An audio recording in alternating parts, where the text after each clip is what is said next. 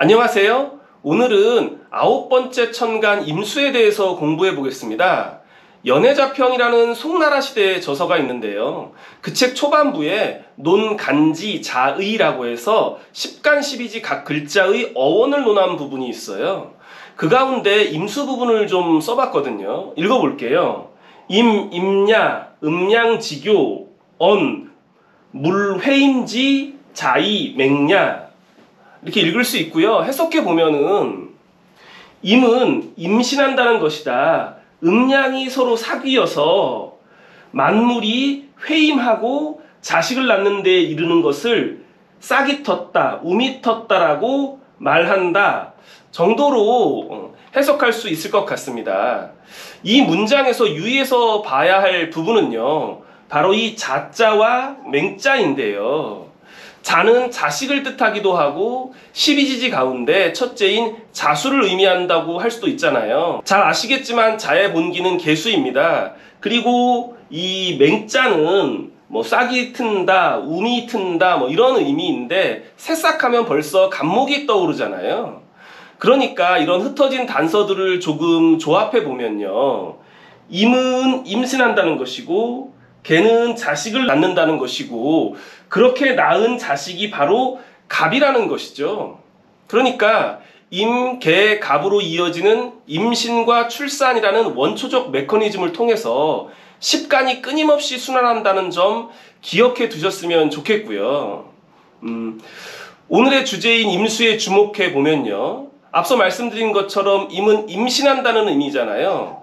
바로 이 부분에 집중해서 임수의 물상과 심리적 특징들을 연상해 볼 수 있을 것 같습니다. 어머니의 몸속에서 우리는 양수라고 하는 물 속에 있잖아요.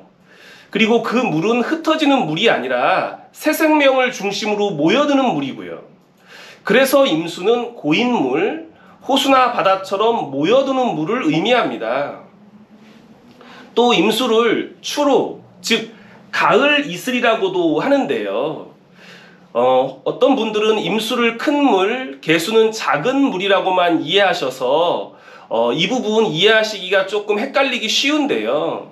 사실 이슬은 공기 중에 수증기가 응결된 거잖아요. 흩어진 것이 모이는 거죠.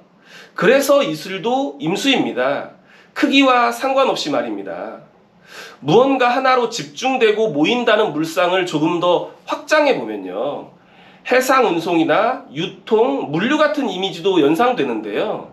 그래서 그런지 어떤 분들은 임수를 백화점이나 도매상이라고 비유하시기도 합니다. 예로부터 물길이 발달한 곳에 천하의 재물과 인재들이 모이고 문화와 문명이 번성했잖아요.